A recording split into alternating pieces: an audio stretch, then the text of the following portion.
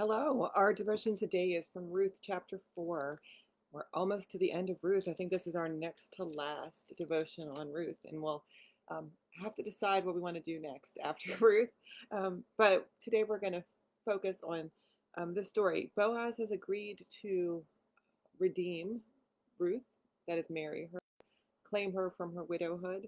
And she has gone back to Naomi to tell her the good news. And then Boaz goes about doing the things that the male half of this relationship needs to do in order to make the marriage legal and proper.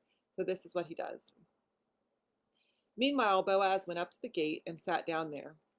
Just then the Redeemer about whom Boaz had spoken was passing by. He said, "Sir, come here and sit down." So the man turned aside and sat down. Then Boaz took 10 men from the town's elders and said, "Sit down here," and they sat down.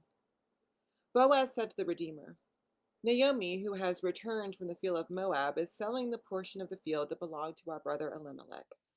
I thought that I should let you know and say, buy it in the presence of these sitting here and in the presence of the elders of my people.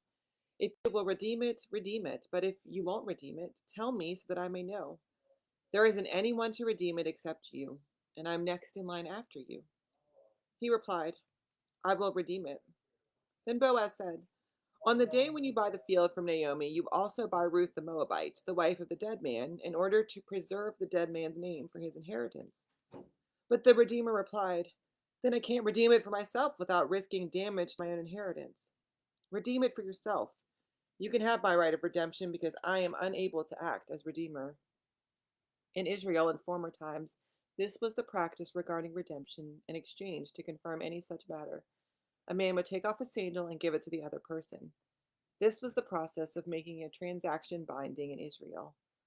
Then the Redeemer said to Boaz, "Buy it for yourself." And he took off his sandal. It's an interesting glimpse into the legal practices of early Israel. Before writing, before contracts were a thing, before people could write down terms and agreements and sign their names on the dotted line, they would agree to contracts in the presence of a large group of men.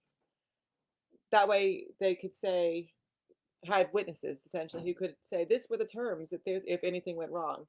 If Boaz and the other man disagreed on the terms, they would have 10 witnesses who could say, "Yeah, no, definitely, that's what you agreed to."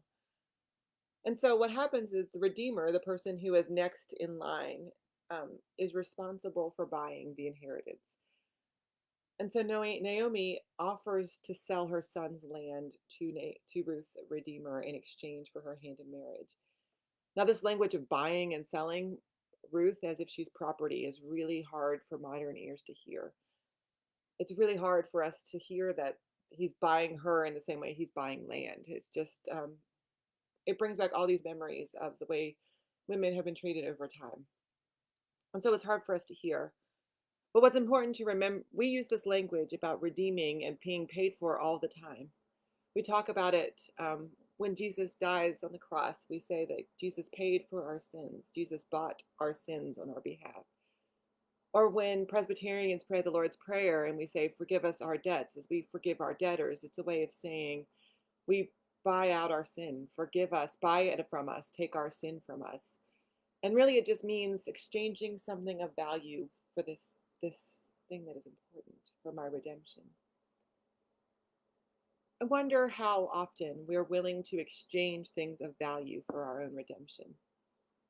It seems like sometimes we only want God on our own terms. We'll only accept God into our lives on our own terms, in our own system, in our own whatever. And this reminds us that, like Ruth, we don't get a say in what redemption looks like. We don't get a say in how God goes about redeeming us, claiming us, taking our sin from us, and making us whole. It's scary, it's hard, it's something we would rather have control of. But it's a reminder that God, like Boaz, has our best interests at heart and is acting from love. And so we trust that God redeems us and we can live into that promise. May God bless.